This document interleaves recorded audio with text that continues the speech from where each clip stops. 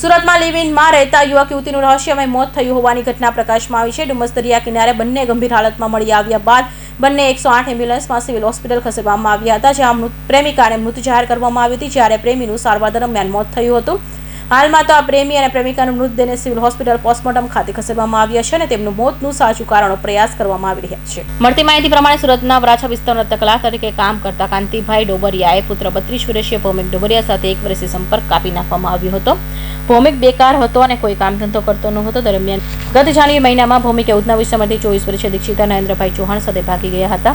દીક્ષિતાના પણ પરિવારની એકની એક દીકરી છે અને તેને એક ભાઈ છે, જેથી દીક્ષિતાએ ના પરિવારજનો દ્વારા તમામ પોલીસમાં પણ જાણ કરવામાં આવી હતી. દીક્ષિતા પોલીસમાં હાજર થઈને ભૌમિક સાથે રહેવાનું કહેતા પરિવારે પણ સંપત્તિ આપી દીધી હતી. ભૌમિક અને દીક્ષિતા રાજસ્થાનના સરહદી વિસ્તારમાં લિવ ઇનમાં રહેતા હતા. જમ્મુ અને કાશ્મીર પહેલગામ આતંકવાદી હુમલા થયા બાદ ભારત અને પાકિસ્તાન વચ્ચે તણાવભરી સ્થિતિ હતી, ત્યારે ભૌમિક અને દીક્ષિતા બંને 2 દિવસ માટે સુરત પિતા કાંતિભાઈના ઘરે આવ્યા હતા.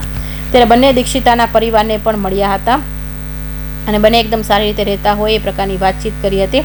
ત્યારબાદ બંને પરત રાજસ્થાન જતા રહ્યા હતા. દરમિયાન થોડા દિવસ પહેલા બંને ઇન્દોરથી ટ્રેનમાં સુરત આવ્યા હતા. ત્યારબાદ પરિવારને જાણ કરી ન હતી અને સીધા ડુમસ દરિયા કિનારે જતા રહ્યા હતા. ગતરોજ ભૌમિકને ફોન કરી 108 એમ્બ્યુલન્સને બોલાવી હતી. ત્યારબાદ બંને ગંભીર હાલતમાં સિવિલ હોસ્પિટલ ખસેડવામાં આવ્યા હતા. ત્યાં ફરજ પરના તબીબે તપાસે દીક્ષિતાને મૃત જાહેર કરી હતી.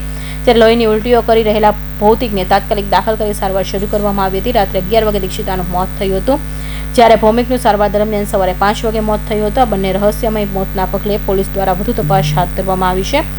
આ સાથે જ બંનેના પોસ્ટમોર્ટમ પણ હાથ ધરવામાં આવ્યા હતા. પોસ્ટમોર્ટમના રિપોર્ટ બાદ બંનેના મોતનું સાચું કારણ સામે આવશે. જોકે હાલ આત્મહત્યા છે કે કુદરતી મોત છે કે કેમ તે અંગે રહસ્ય સર્જાયું છે.